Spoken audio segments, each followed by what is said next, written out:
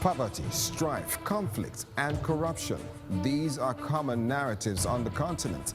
But this is another side untold, the side of wealth, riches, and the continent with most blessed resources. Until you change a man's thinking, you cannot change his life. Africa's story has been written by others. We need to own our challenges and solutions and write our stories. Only Africans can build Africa. My name is Henry Williams. Join me on the agenda on Love World Plus.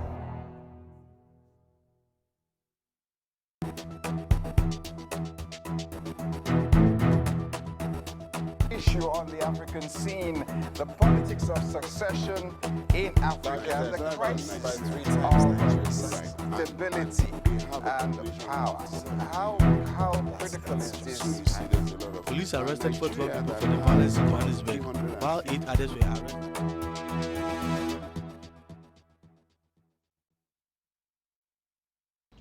Hello and great to have you join us. My name is Henry Williams. You're watching The Agenda, the show for Africans by Africans. And we'll look at salient issues happening on the African scene and how to chart a trajectory of projects of prosperity and progress for the continent. And last week, actually this week, we started on a series talking about the menace of human trafficking in Africa and what can be done to curb this crime against humanity. Well, we went quite far on the discussion, and yes, this is the sequel to that, part 2 of our discussion, and it will be interesting to see how far we can go on this, and probably, hopefully, with your help, we can come to a logical conclusion on the matter. Well, let me remind you that you can watch us at www.loveworldplus.tv or go to any of the online stores to download our app, Love World Plus. My name is Henry once more. Welcome to the show. And yes, I want to thank my guests for coming in as well. I have the Zonal Commander for NAPTIP, the National Agency for Prohibition of Trafficking in Persons, Daniel Otokolo. Thank you very much, sir. Great to have you on the agenda. And yes, as well, I have Evans Ofeli, Cadrell Advocacy Center. Great to see you. Thank you very much. It's great to see you, gentlemen. Yes, and I want to thank them because when we started this discussion this week, I had to get a promise from them to come back, and that shows the commitment that we have to this issue, discussing human trafficking as a menace in Africa. Well, who also will be joining us much later on the discussion is a lady also far away Zambia. Her name is Kayula Lessa. She represents, and she's a coordinator, Anti-Human Trafficking Initiative for Zambia, Malawi region. And so we'll have her join in the discussion much later. But before we go any further, in case you might have missed the first show, let's take you on a recap of the journey so far. And we'll be right back.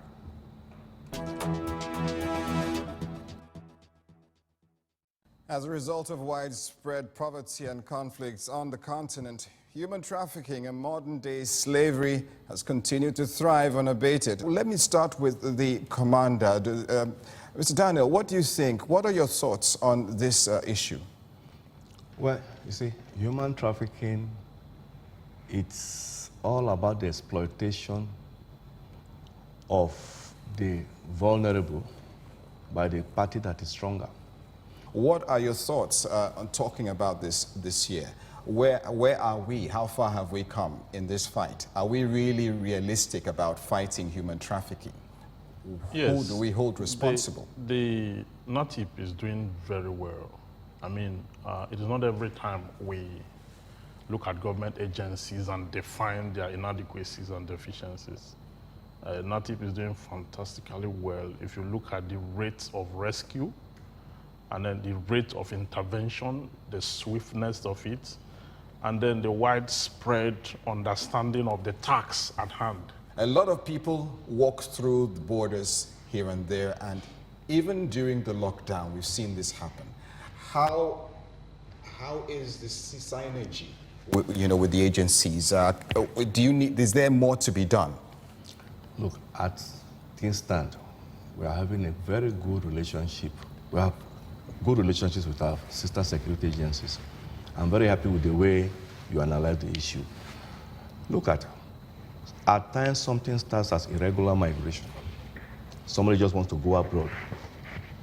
It dovetails into human trafficking. Because, like he has pointed out, the person has gone abroad. You that you are going abroad, what are your core competencies?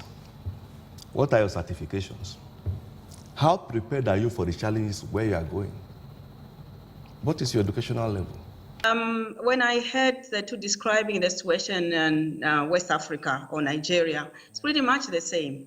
The same, human trafficking widespread in different parts of the country, say Zambia, but also in different parts, in different countries in the southern region with, the 10 countries.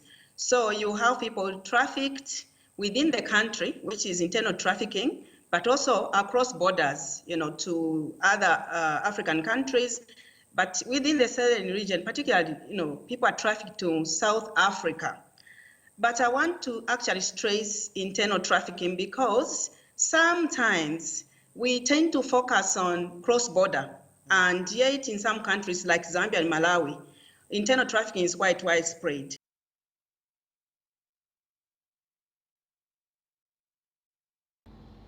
All right, just giving you some of the issues we discussed on the last edition of the show, and that's where we are right now, talking about human trafficking in Africa. And gentlemen, we've come quite a way on this discussion. There's so much ground to cover. Yeah. Talking about trafficking, one thing is, according to statistics, the statistics may not be clear because it's a hidden business that is not done in the open. The statistics are there, those who are worst hit are children in this whole issue. Yeah. Commander, what are your perspectives on that? How do we protect children in this area? We need to protect our children. We need to protect the vulnerable in the society where it's within this segment that the children belong to. Human trafficking, like we always know, is a practice where people are exploited, where people are taken as articles of merchandise. Thank God for the lady talking from Zambia.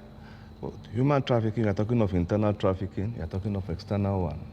The internal one is a huge problem as well because people come from the rural areas to the urban areas. Some of them are coming because they want better opportunities. Some of them are deceived to come. Some of them are promised jobs that are not there. But why does Nigeria remain a key transit port for this crime? It's a key transit. See, it is source or origin, transit, and destination. And Nigeria remains a key transit because of the West African sub-region. Nigeria is the strongest economy. Okay. And when they are trying to go, at times they come through here to stay. Eventually they move them away. It's a transit point. So many areas we can go. Evans, this is where you come in as a legal practitioner. The laws, the need to enact laws that can actually help to curb this menace or even eradicate it cannot be overemphasized. Where does the law come in here in your profession? Where do you come in? Well, the law is trite on human trafficking and child protection. Okay, it's trite. The Child Rights Act 2003 have copious and adequate provisions for which the enforcement of the rights of children and their protection is guaranteed under the law. If you look at the Child Rights Act, TPA, can you tell, what about the TPA Act? I came across that, the TPA Act 2015. Is that still? Yeah, you are talking about TPA, you are talking about VAM, Violence Against Persons Prohibition Protection Act and all that. These are all statutes that are enacted for the purposes of the protection of children. Now, there is a common denominator in all these acts, one of which is that a child have a right to life. A child have a right not to be subjected to prostitution, pornography, and all that. A child have a right not to be subjected to peddling narcotic and psychotropic substances. A child have a right not to be subjected to child labor. He has a right to education, has a right to name, has a right to a befitting life, okay? Just like it applies to adults, okay? The child have all such rights. But the problem we have in our country is that because children are usually in the hands of adults, okay, sometimes they're in the hands of adults who are their biological parents, and other times they're in the hands of adults who are not their biological parents. So these adults, most of the time, connive with this cartel, okay, that traffic children for various purposes. The purposes for which they traffic them have been enumerated to mean that part of the purpose is because sometimes there is a demand. Some persons are infertile, or infertility instigates the demand. Okay, infertility. Yes, instigates the demand. One, then also some ritualistic tendencies or ritual acts. What are religious? What about our religious? They are religious, they are socio-economic. Traditional. They are traditional, they are socio-economic. There's a place in Cross River State we went to. They call it the Banku local government area, where children, okay, are used as chattel in exchange for loan, like collateral, okay. To date, I instituted a case against the Cross River State government before the Federal High Court in Lagos to look into that act. Some journalists have gone there to carry out. That one is traditional. Children are subjected to that kind of act. They are bought over, and when the loan becomes a bad debt, the child can no longer cross over to his original place of dynasty. It becomes the creditor. Yeah, so the reason and the purposes for which child trafficking endures in our society range from socioeconomic to religious to cultural to a lot of things, even voodoo and all that. So the perpetrators of this have created a huge market that is multifaceted, such that if it's not for religious purpose, it's for economic purpose. If it's not for economic purpose, it's for infertility purpose. If it's not for that purpose, for some other purpose, sometimes domestic servanthood. A whole mixed grill here. Yes, Commander, you want to come in now? I want to come in because he talked about the TPA Act, that is Trafficking in Persons Enforcement and Administration Act 2015. And the Violence Against Persons Act here said there are many provisions there to protect the Nigerian We have child. beautiful laws, right? Beautiful laws. And like he's saying, cultural practices. There are some cultural practices that predispose children to be trafficked. A family gets into bad weather economically. The first person that suffers is the girl child. There are cultural practices. Go to school, they say, no, you girl, come home and stay. And in Nigeria, I don't know, I say some men get angry, but we have very fantastic and smart daughters. The girl child may even be doing well at school than the boy, but the cultural practices entails the girl to be withdrawn from school because the father can no longer pay school fees. And when the girl is withdrawn, she has not learned enough, so the next thing again is available to be trafficked. It's most likely the girl child that is sent home, is sent to go and be herself and has help somewhere. People need house helps, they go. And we have provisions that there are punishments. If you subject a house girl to hazardous environment or what is not good for her, there's a provision in our law, in our act that deals with it. If the girl child or the child equally even encounters bodily injuries, there's more punishment. This internal trafficking is a huge thing. At times they bring them from the villages to the town, but at times they take them from the town to the villages. Why? You could have a big plantation and you need farm hands. Then the trafficking is for the purpose of having farm hands. Apart from those in the villages, they even recruit guys from town to the villages to go and farm. And at that place, their labors are extracted, the labor is extracted without commensurate payment. Now, let me come in labor abuses. It's quite rare to find people commending government agencies in these climes, but I was glad to hear that Evans corroborated that you guys have been doing quite a good work, Thank you.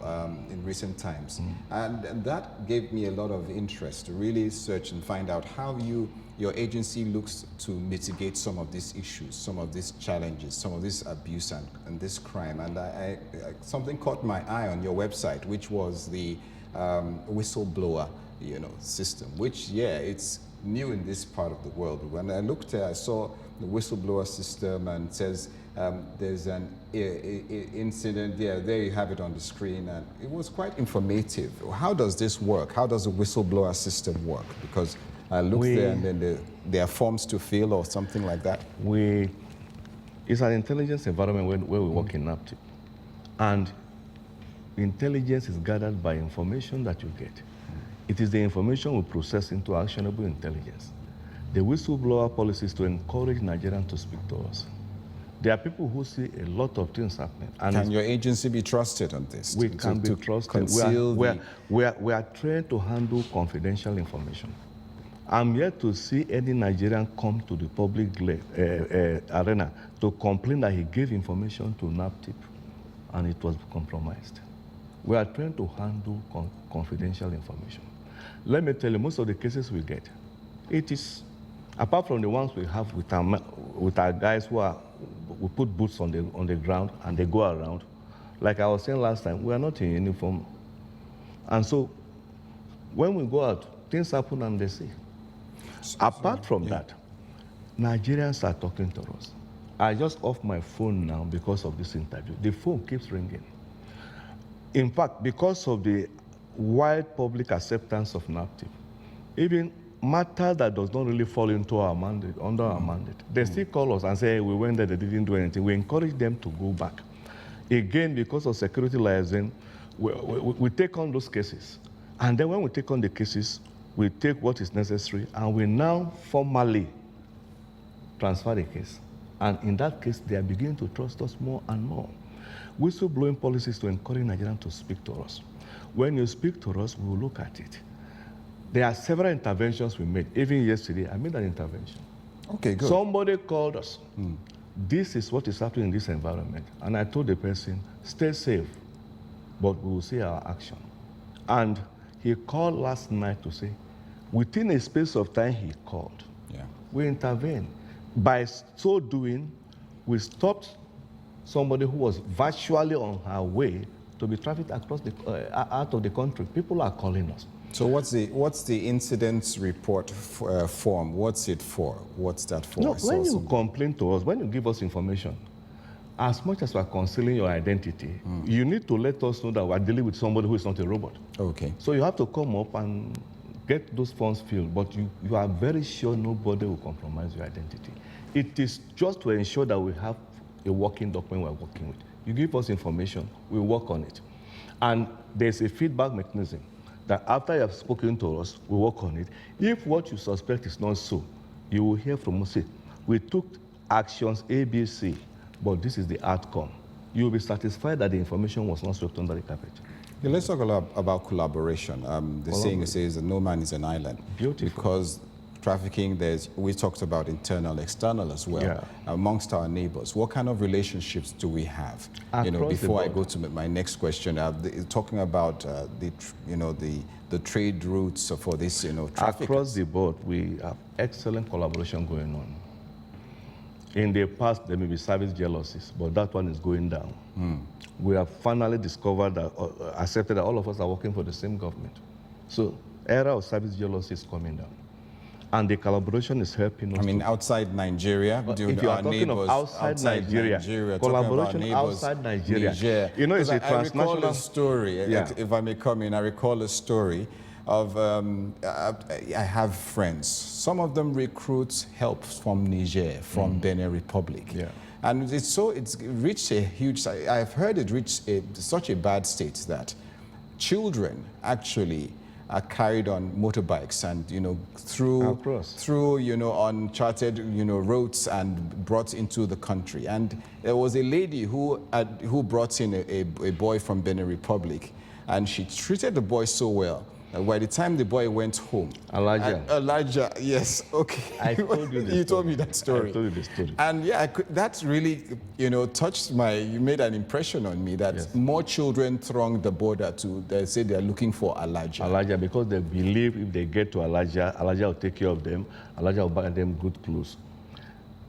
It says one thing about the African culture of fostering positively, even children that are not yours. But again, it has to be controlled. How do you see minors? We have them unaccompanied minors crossing international boundary. And some of them think they cross they are already in Lagos. You know, it's quite a distance. One of them is the one you're saying, when he was arrested by customs officers late in the night. You are going to Elijah. But the point there is this.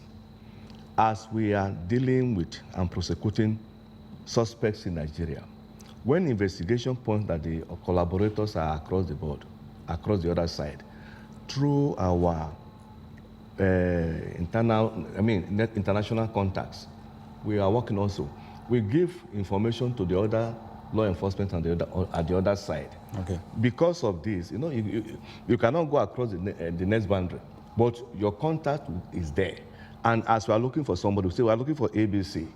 We have them, but CED, they are that side. They are tracked. As we are dealing with our own there, they are dealing with them there. There are times when they do this, Nigerians who are there, who are trapped, are rescued. When they are rescued through the embassies, every day I sign letters. Beninese are going back, and they are bringing people to us, and we are working on it. All right, let me go to Evans now. Evans, what do you think is the major challenge for us actually getting a hold on this crime and the perpetrators? Let me put this to you. Those who perpetrate these crimes are not ghosts. They are not spirits. They are human beings. They have illicit financial flows.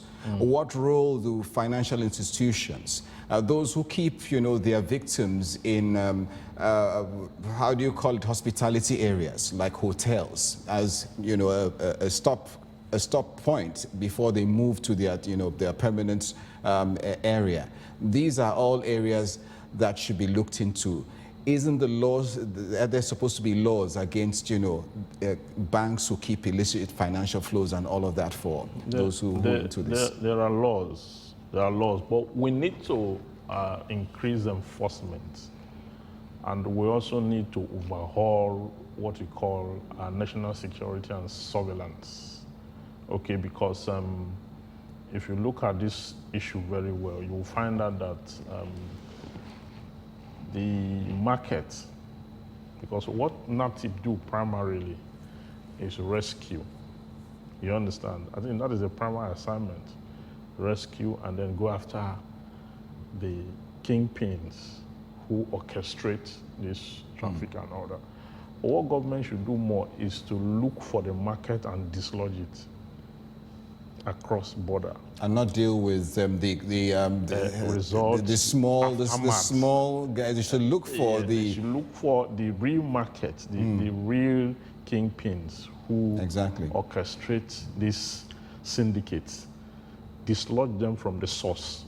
When that is done, then you talk about the hotels where they use as stopgap and all that. There should be increased surveillance. I know that the DSS, give daily reports on hotels and hospitality outlets across states.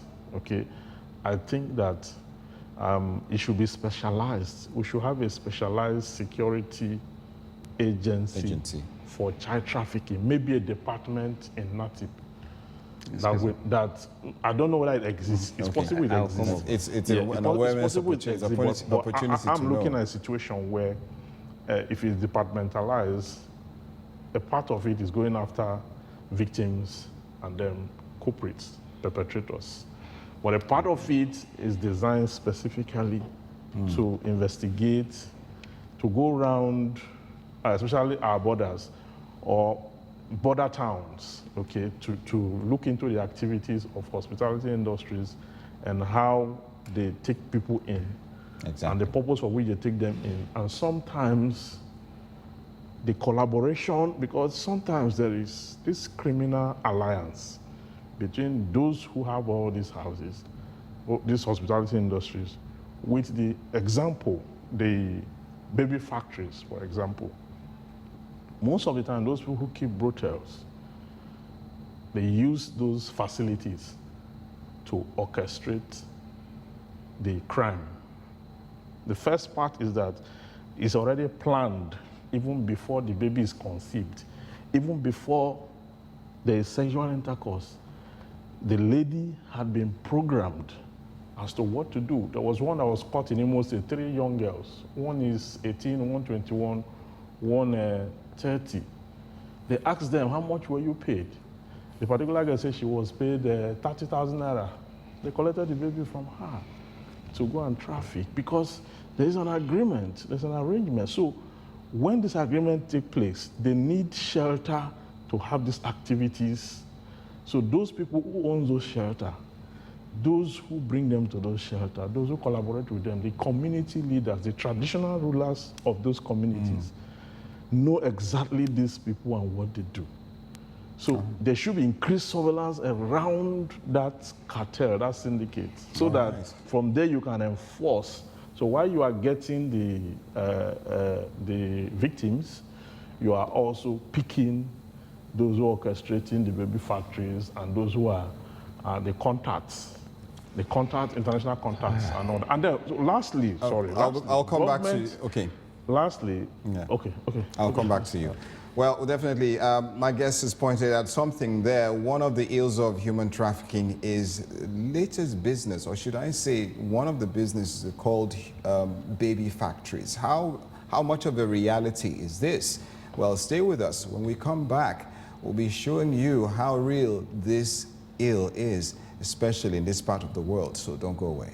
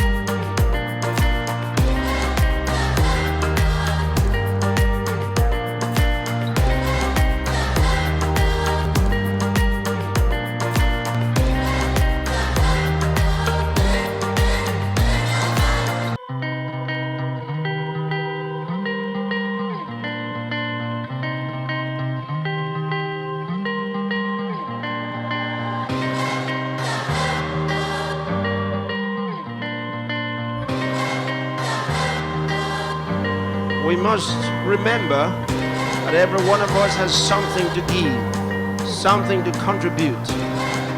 Only Nigerians can help develop Nigeria. All that we require in our nation for our prosperity, our security, our progress will come from within us. And therefore, each one of us must be ready and willing to be a vital part of it.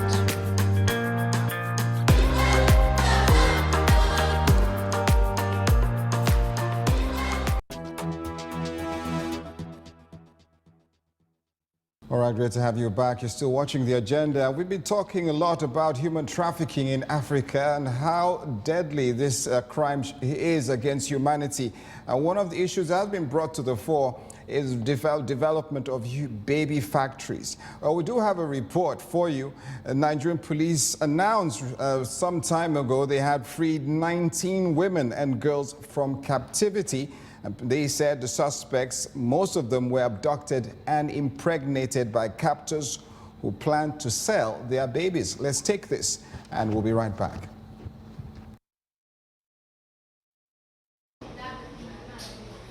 Nigerian police announced Monday they had freed 19 women and girls from captivity.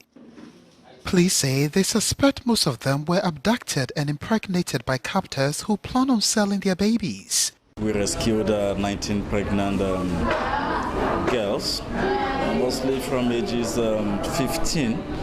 The highest, the oldest person there is 28, but majority of them are teenagers who are pregnant and being kept in those locations with the sole aim of them giving birth, and those who kept them there to sell the babies and make money out of it.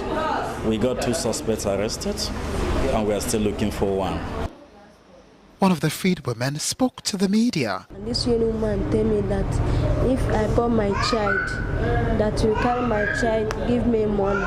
Or if I decide to carry my child, that all the things that is left for my head, I will pay her back.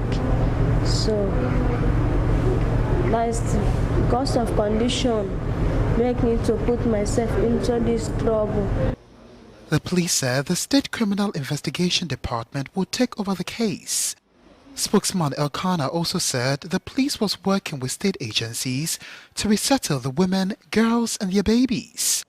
Elkanah said male children were sold by the traffickers for 500,000 naira or $1,630 each, with girls being sold for 300,000 naira or $980.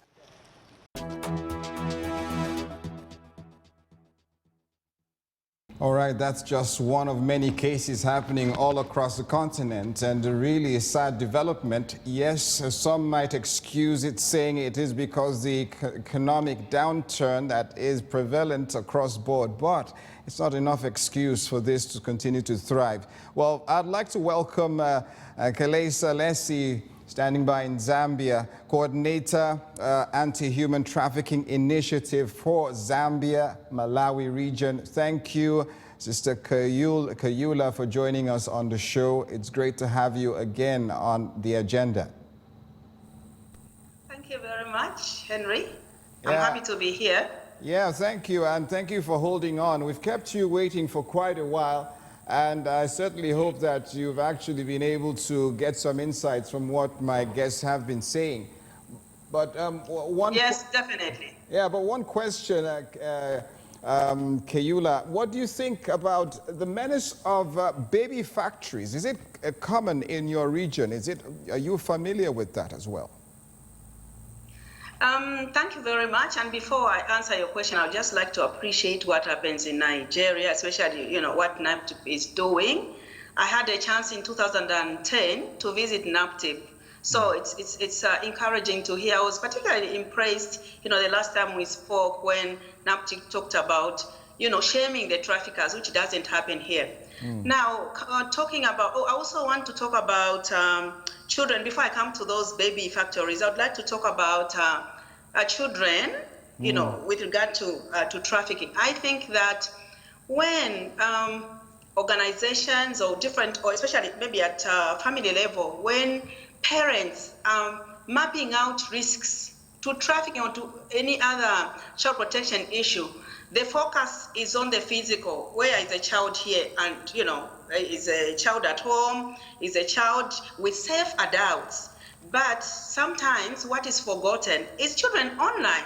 Because with regard to trafficking, children who are online, sometimes are not visible to the parents. Someone is in the room and they have a computer, or they have a phone or whatever gadget that they are using. So it's very, very important for parents to pay attention to children online, because online safeguarding, it can be very, very difficult. in the first place, sometimes the traffickers actually use, they use the method of recruiting these children online. So it's very important for parents to actually see what children are doing so that they don't run the risk of being trafficked online. And also to educate their youth about the danger so that they can use, their gadgets prudently. So that's what I wanted to talk about. Now, coming to baby factories, I was reviewing a Nigerian document. Well, before I actually was involved in this, when the rapporteur came to visit Nigeria, that's when I read about baby factories. Within Southern Africa, that's not much a common practice. Well, it's not well documented, but I've read about it within Nigeria, and what a sad thing. That said, that does not mean that maybe doesn't, happen within Southern Africa. But in Zambia, that's not something that we, all the reports do not show that we have baby factories. All right, thank you very much. But evidence, yeah. Thank you. I appreciate that. Yes, the social media does present a new challenge for the fight against human trafficking, doesn't it, Commander? Definitely, and that is why my Director General, our able Director General, Dame Julia Okadonli, she sent us out to let Nigerians know, use the social media for social good. Social media for social good. People are recruited, even adults, on Facebook. Phony marriages taking even place for terrorism. On Facebook. They even teach people how to make bombs on Facebook. People are recruited for suicide bombing on Facebook. People are recruited for trafficking on Facebook. People are married, phony marriages takes place on Facebook. And my DG will tell you, let Nigerians use social media for social good, especially, most of our communication, we try to make it behavior change communication. We look at a particular narrative and we want to give you a counter narrative that cancels that one to show that, yes, some people get good marriages on Facebook, but not always. Sure. So use social media for social good. Again, when the barrister was talking, he talked about financial, you were asking about financial flows. The NAPIP Act, 2015, TPA Act, has adequate provisions for all this.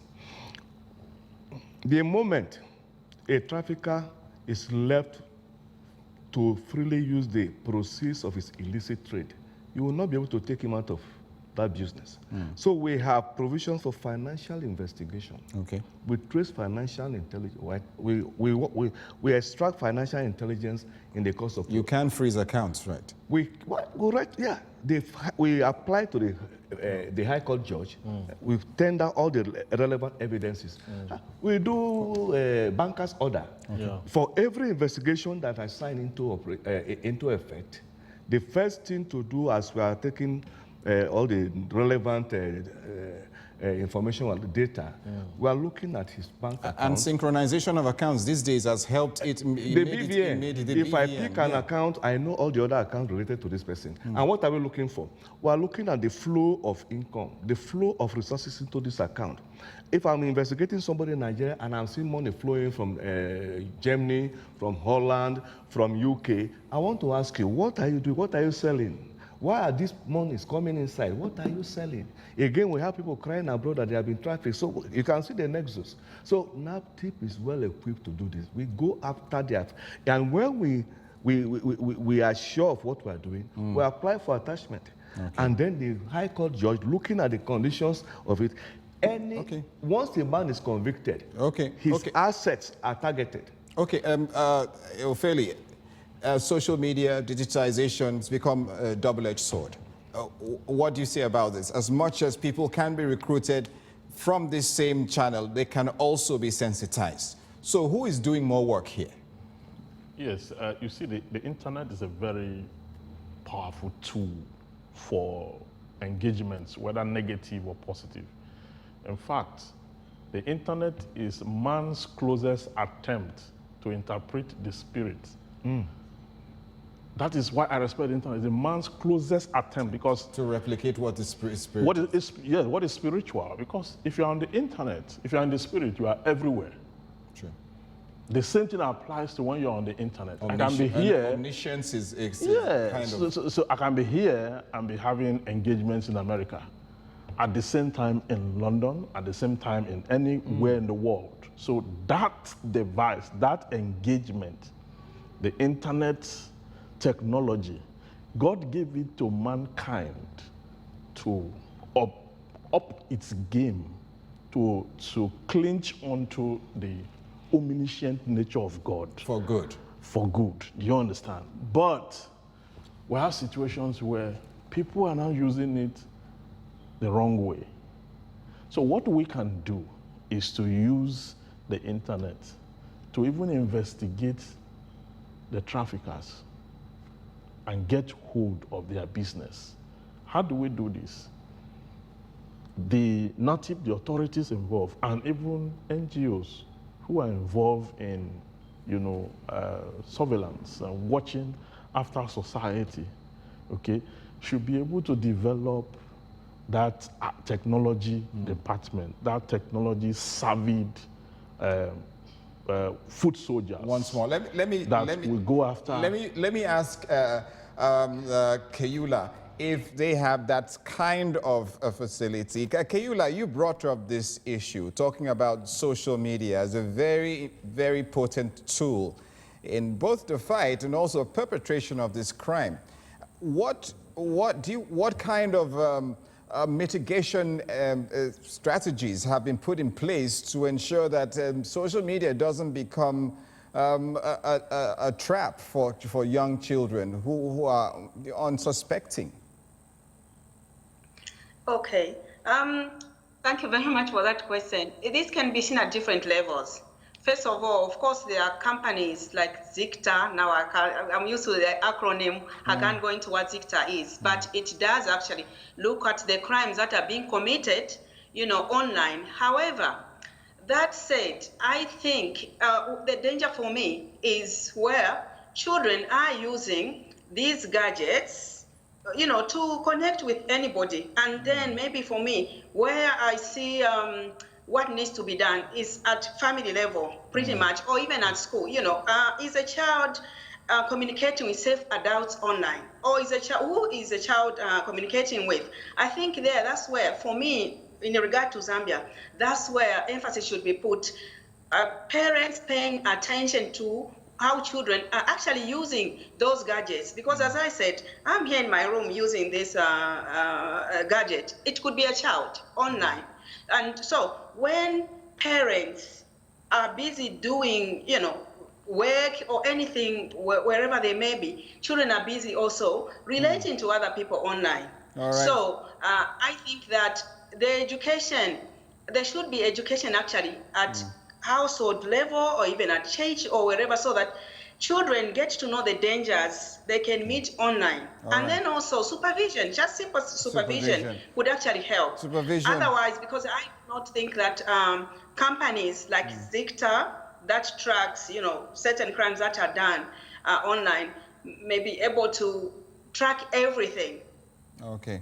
All right, supervision at every level, Kayula says. But one question that's very critical is, how does one identify a trafficker?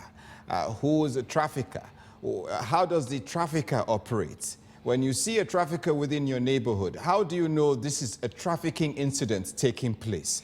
These are one of the critical, pointers people want to know, because these things are happening under our noses most of the time. So that's a security question. I don't know, Commander.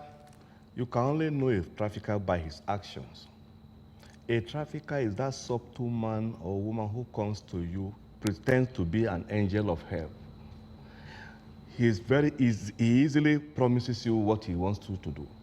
But what he wants to do for you is something that takes away parts of your liberty. Somebody wants to help you. You say, don't let anybody know about it. Like external trafficking. You want to help me. It's a good thing. Why should you say nobody should know? You say, don't even tell your parents. That's a red flag. A man comes to you, or a lady say wants to traffic you, I want to take you to go and play football. Fine, people are trafficked for sports. But what contract are they signing? That is why we said if you are going for any sporting program abroad, get a good lawyer. Your lawyer will help you. If it's not part of the trafficking loop, he will help you. They are tying contracts in that agreement. They are tying sections in that contract that shows that we have had people who are in Europe playing very good football. Now, what about in your neighborhood? What about in your neighborhood? You know, people? In the neighborhood, you see they're coming to, he's always looking for people to carry to go and help. Somebody comes from an IDP camp. He's looking for children, say, I want to go and put them in school. He takes them from IDP camp, did not send in Macaulay or anywhere. He takes them to Kano and send them to Brotes to go and start selling food. So the people he or she parked before, where are they now? Good question. Now, you want a house girl, and all of a sudden, there's one mama, even as far back as Port Harcourt, she can go and bring girls. Don't you think she's a human trafficker? Good question. You that you are looking for help, of a house help, what is the connection between the woman that is bringing this house help and the house help itself? These are the questions they don't even speak the same language, and even if they do, there is no biological connection. How come that you are always able to bring people, and they say he's brought for Mama B, he brought for Mama T, the same woman? Where is she taking them from? All right. You come to an orphanage, there are many people in the orphanage, and periodic check, the next time you come, they are not there. Where have they gone? What is your feedstock? How do you get people into this orphanage? Good question. Where do they go to? Because we've seen orphanages as Where do cover they go? for It's this. a cover, and we investigate them. There's one I'm working on. I want to know how you get your people. The last 2 years, how many people came here? I want a map. I want to trace. Who brought them? Plot the graph for me where they have gone. Good question. Where are they? Where are they? He talked about couples who are unable to conceive. It is a terrible thing. But the people who are behind baby factory, most of the time, and it's terrible that the girl child is disadvantaged even before birth. If the child is a girl at delivery, they sell her for 250,000. If it's a boy, they sell him for 750. Why? Why are you selling children? They're not articles of merchandise. All right, let me go to, Commander, let me go to Kayula. Kayula, you brought up the issue of social media. What are the red flags we can look out for?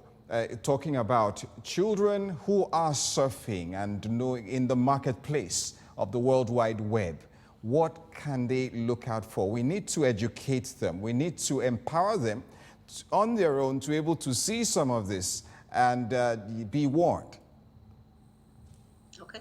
I think the commander brought out a very important point when he was saying if someone, because if in grooming, if a person wants to groom into something, there will be certain statements that they will make. For example, do not tell your mom, do not tell your dad, do not tell anyone significant. Then that becomes, of course, a red flag. If it is online, they'll put safeguards like that. But I want to move from, online, even just maybe at airports. There are times that you can see two adults or three adults traveling. Then you have one adult whose documents are kept. And, that is unusual for an adult, for someone to be carrying documents for this adult, and every time they are going to check in, someone has to go, the adult has to go to another adult and say, can I have my, maybe they are called now to go, and that is very, very unusual. So it's really about being alert, especially if you are an outsider and you know about trafficking. It's about being alert. Relationships is talked about. If I know someone I'm traveling with, we notice some cordial, the way people relate, even if it's a child, oh, daddy, mommy, this and that, you can tell. But if a child seems so removed from this circle, in a way, you can tell that this person is not necessarily a member of this particular family because of the way they relate. And if I am the one observing as an adult or a child, hopefully you're older, but if I am observing that, I should not think, what if I'm wrong? I should also think about, what if I'm right that this person is a trafficker? And since it's not up to me to investigate, if I'm at the airport, I should go to the people responsible, say the police or whoever, so that they can actually verify that. So that's, I guess, those are some of the ways that you would know that here there is something more than, what I'm just saying. All right, Evans, the issue of being your brother's keeper here is very vital, isn't it? Yes. We must develop that capacity to widen our moral margin, because it calls for a lot of moral rectitude to, being able to look out for our society and contribute positively. That is why I buy fully into the whistleblower policy within NATIP, okay? And then even the police force, all agencies of government, we should be able to report to them what is going on really in our society, because these traffickers are even within us. They are our neighbors. Sometimes you see people without any means of livelihood, and then you find them going about asking children to come around, okay? And then telling parents that they can assist these children, they can train them somewhere or another. These parents who are often not buoyant enough, not intellectually equipped enough, easily will give in. That makes them very vulnerable, doesn't it? Yes, and then the trafficking we're talking about is not just limited to even taking them outside the space or taking them for some other economic purposes. Sometimes they are taken for some other commercial purposes, like apprenticeship. Organ harvest. But it's not a domestic servanthood. But most of the time, there's no documentation. It's done illegally. The victim is turned into something other than what he or she was told he's going to go and do. Most of the ladies who were trafficked to Libya, to Italy, to some of these countries in Europe, were not outrightly told they were going to do prostitution. But at the end of the day, when they get there, they seize their international passports. And then they rewrite the rules for them, knowing that they cannot leave their destination. So they take the international passport and rewrite the rules. I learned that there's a place in Italy where they will have to go into a show glass and line up in the show glass. Then the customers will come and stand by the show glass to... I think that's Holland, I think. Yeah, Holland, Amsterdam. Amsterdam, yeah. We looked at them and then begin to point, like you point and kill fish, is fish, and you point and all that. So, it sends chills. It sends chills. It's slavery. Human trafficking has even gone beyond for sexual exploitation, for labor exploitation. What of organ harvesting? Yes. Organ harvesting. Where people are trafficked purely because they want to sell their kidney. Take their lungs. They want to take things out of them. And how do they get it? They are very good at talent spotting. A young man or a lady who can be on the football field and run for 90 minutes must have very good internal body organs. And there's somebody somewhere in the Middle East, somebody somewhere in the Arab world, somebody somewhere in the developed country. God has given them so much money, but some of them He has withheld their health. Or sickness has taken over their health. And they know by medical advancement in medical science that if you don't change this liver, you are gone in 6 months. That's where the business comes in. And the man is so rich, and he's not going to wash himself. In the past, organ donors will say, when I die, I give my eyes to further the frontiers of research. When I die, I donate my kidney. Guys are no more ready to wait until you die. They want it now.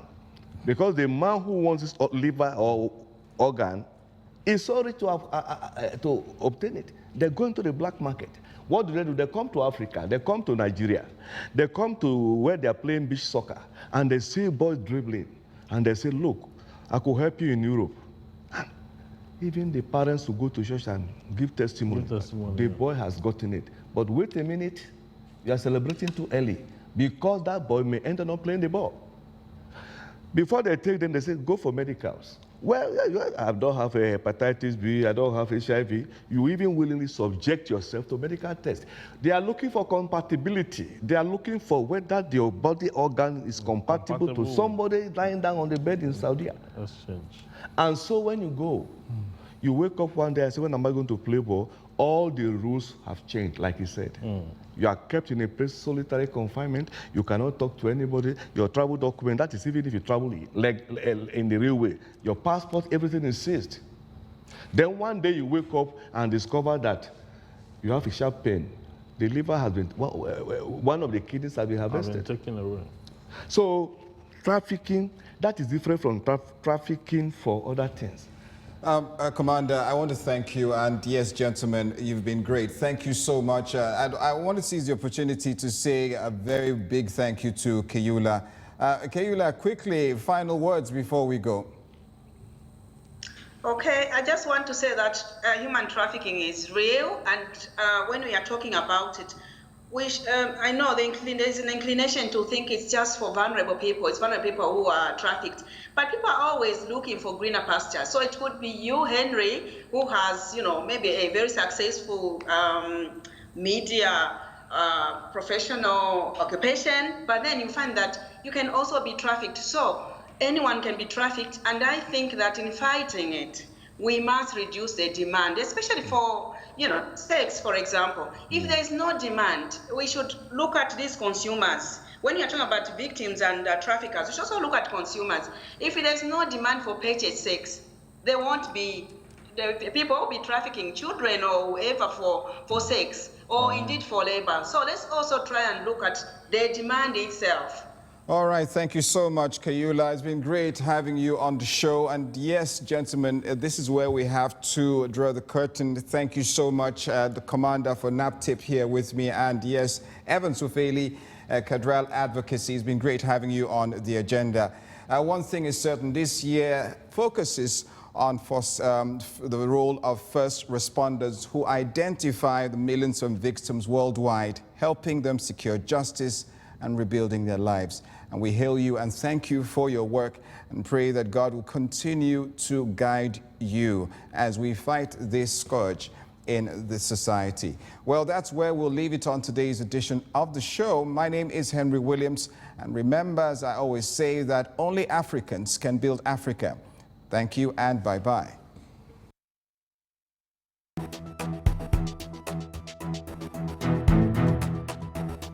Issue on the African scene, the politics of succession in Africa, the crisis of stability and power.